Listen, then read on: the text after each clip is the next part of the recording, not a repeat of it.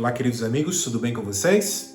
É uma alegria estar aqui com vocês novamente para juntos estudarmos a lição da Escola Sabatina. Tem sido uma alegria compartilhar esses vídeos com vocês, ver ali os comentários de vocês, ver que vocês realmente estão aí gostando de certa maneira e tem sido aí um adendo para vocês, para que vocês possam compreender cada vez mais a respeito de Jesus. Eu quero iniciar a lição dessa semana fazendo realmente essa pergunta novamente para você. Quem é Jesus para você? É interessante nós notarmos que João, ao escrever seu evangelho, João está querendo levar o povo realmente a ter essa resposta. Ao povo lá da sua época, a igreja na sua época, mas que serve também para nós hoje, para que nós possamos ter essa resposta na nossa mente, no nosso coração. Entender quem realmente é Jesus. É interessante nós notarmos o contexto ao qual João escreve esse evangelho. Lembrando, nós já falamos isso nas lições anteriores, e fica a dica aqui para você rever as lições anteriores, se você ainda não viu as lições desse trimestre, e eu estou ali falando alguns pontos muito importantes. Um deles, nós compreendemos que João aqui é o último discípulo vivo. Todos os outros já haviam sido mortos. João já está numa idade avançada e João está preocupado com a igreja. Exatamente isso. Dentro de um contexto onde algumas heresias já estavam entrando dentro da igreja. E João está preocupado para que o povo compreenda realmente quem era Jesus. Compreenda que realmente o Jesus era o Messias prometido. E que o Messias, então, já tinha vindo. Compreender a natureza desse Jesus, que era 100% homem, 100% Deus. Compreender que Jesus era Deus, não Deus com D minúsculo, não um Deus, mas Jesus era Deus e desde o princípio estava com Deus, ou seja, antes de tudo existir. Ok? E João então está preocupado em levar o povo a entender este ponto. E por esse motivo também, João relata algumas testemunhas que servem ali para realmente comprovar que Jesus era realmente o Messias. E a lição de número 4, ela traz o título então, Testemunhas de Jesus como o Messias. E o verso para memorizar se encontra no Evangelho de João, capítulo 3, no verso 3. Você pode abrir sua Bíblia comigo neste momento, Evangelho de João, capítulo 3, verso 3, que diz assim: Jesus respondeu: em verdade lhe digo, que se alguém não nascer de novo, não pode ver o reino de Deus. Há uma afirmação aqui muito importante de João em seu evangelho. João está dizendo que se alguém não nascer de novo, não pode ver o reino de Deus. E essa afirmação aqui trazida por João é uma afirmação relatada ou falada por Jesus a Nicodemos, ok? Nós vamos voltar nesse ponto aqui durante a semana, lá na parte de quinta-feira, e vamos falar ali um pouquinho então a respeito de Nicodemos. Mas a parte aqui de domingo vem falando sobre o testemunho de João Batista. E aqui esse personagem que para muitos ali no contexto foi confundido como sendo também o Messias ou o Messias, o próprio João Batista, ele relata a respeito que o Messias na verdade não era ele, e sim Jesus. O próprio João Batista relata que ele é aquele personagem dentro da história, relatado lá no Antigo Testamento, que era uma voz no deserto, que clamava no deserto para preparar o caminho para o verdadeiro Messias. E é interessante nós notarmos esse episódio que se encontra ali em João, capítulo 1, verso 19 ao 23, aplicando aqui no contexto também daquela época. A lição aqui nos traz que naquela época as estradas eram emburacadas, cheias de pedras, e às vezes servos eram enviados à frente do rei para nivelar a superfície das estradas e eliminar curvas acentuadas para suavizar o caminho do rei. Quando João então relata que ele é aquela voz que clama no deserto para endireitar, preparar o caminho para Jesus, para o verdadeiro Messias, João Batista está relatando aqui que ele veio a fim de preparar o coração das pessoas para que as pessoas pudessem realmente aceitar o Messias e conhecer realmente o verdadeiro Messias. Amém? Dentro deste contexto aqui há um episódio muito importante e eu gostaria de ler com vocês, que se encontra aqui no Evangelho de João, capítulo 1, no verso 27. Evangelho de João, capítulo 1, verso 27, que diz assim: Ele vem depois de mim, mas não sou digno de desamarrar as correias das suas sandálias. Vamos entender um pouquinho este verso? Naquele tempo, o que acontecia? As pessoas, quando iam visitar a sua casa, quando chegavam na sua casa, havia um costume que acontecia ali, aonde era lavado os pés. Quem lavava os pés dessa sua visita? Era o seu servo mais inferior de todos. E você então buscava lá o seu servo mais novo, o mais inferior de todos, e ele vinha então e lavava os pés da visita. Só que há algo que esse servo não fazia. Sabe o que é? Desamarrar a sandália dos pés da visita. Esse trabalho ninguém fazia, porque isso era realmente algo indigno de se fazer. E quando João agora, ao olhar para Jesus, ele relata algo muito importante. Ele relata que ele não é digno de desamarrar a sandália dos pés de Jesus. Ou seja, ele não é digno de fazer aquele trabalho que nem o servo mais inferior de todos realiza. Ele não é digno de desamarrar a sandália dos pés de Jesus. E por que esse ponto é importante? Porque João aqui realmente relata algo muito importante para nós também. Nós não somos dignos de estar aqui hoje. Nós não somos dignos de ter vida. Nós não somos dignos de um dia poder ter vida eterna ao lado de Jesus. Nós só o teremos porque realmente o Cordeiro de Deus, veio a este mundo morrer por nós. E por ele ter morrido por nós, um dia nós poderemos ter vida eterna ao lado de Jesus. Por ele ter morrido por nós, eu tenho o privilégio de estar conversando com vocês neste momento. Vocês têm o privilégio de estar ouvindo neste momento essa lição.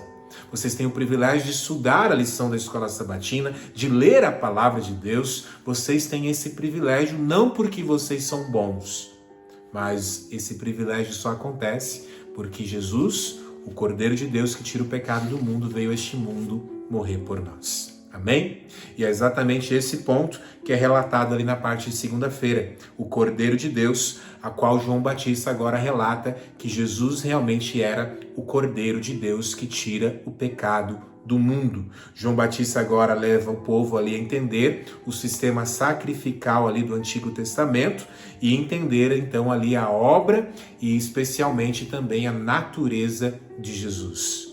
Porque somente Deus poderia então pagar o preço pelo meu pecado.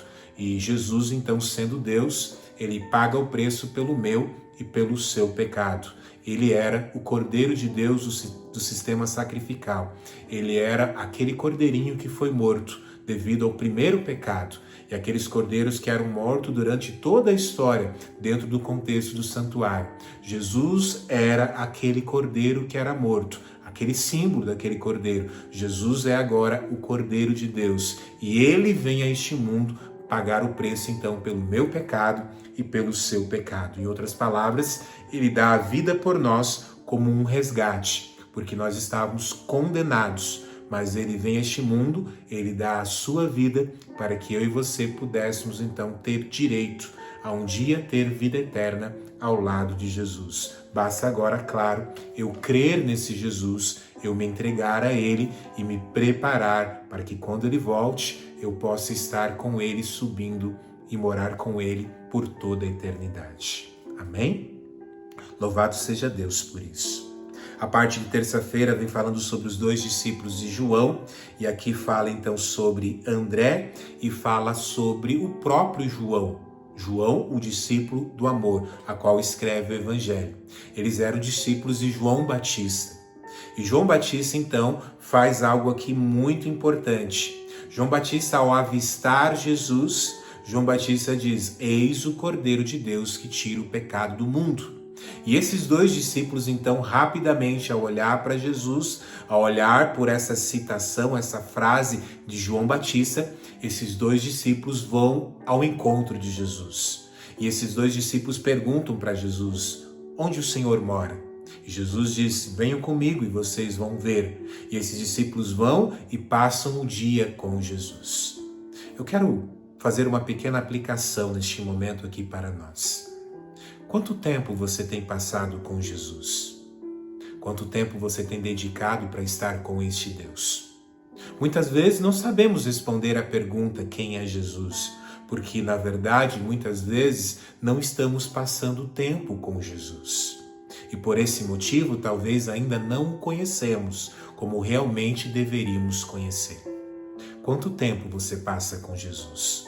Quais escolhas você tem feito na sua vida? Esses discípulos poderiam ter escolhido ir para um outro caminho, se tornar como os fariseus, não aceitar o Messias. Poderiam ter escolhido continuar com João Batista ou simplesmente não seguir Jesus. Mas eles optaram e fizeram a melhor escolha de todas, que foi seguir Jesus. E ficaram com toda certeza extremamente felizes por passar um tempo com Jesus. Amém? Quanto tempo você tem passado com Jesus? Que você possa dedicar mais tempo para estar com Deus, para estar com Jesus. Amém? Dentro deste contexto, Simão também é chamado ali, André, ele chama o seu irmão Simão para que pudesse também acompanhar eles e seguirem a Jesus. Você também é chamado a ser uma testemunha, a anunciar a respeito de Jesus, para que outros possam também seguir esse Jesus a qual você segue. Amém? A parte de quarta-feira, Filipe e Natanael, aqui também outros dois discípulos que também servem de testemunha de quem realmente é Jesus. E aqui acontece um episódio muito bonito, porque Filipe aqui ele encontra Jesus e ele também vai buscar Natanael. Natanael não crê realmente que Jesus realmente era o Messias, pois aliás poderia vir algo bom de Nazaré. E dentro deste contexto então, Filipe chama Natanael, Natanael vai ao encontro de Jesus e quando Jesus olha Natanael, Jesus diz que já conhecia Natanael. E Natanael então ele olha para Jesus e diz: mas como o Senhor me conhece? Porque eu não o conhecia. E se eu não o conhecia, como o Senhor me conhece? E Jesus disse que o havia visto desde lá debaixo do pé da figueira. O que havia acontecido antes de Filipe chamar Natanael? Natanael estava orando, estava conversando com Deus debaixo de uma figueira. E ali, quem viu, quem ouviu essa oração? Jesus. Amém? E aqui há algo muito importante para aplicarmos para nós também.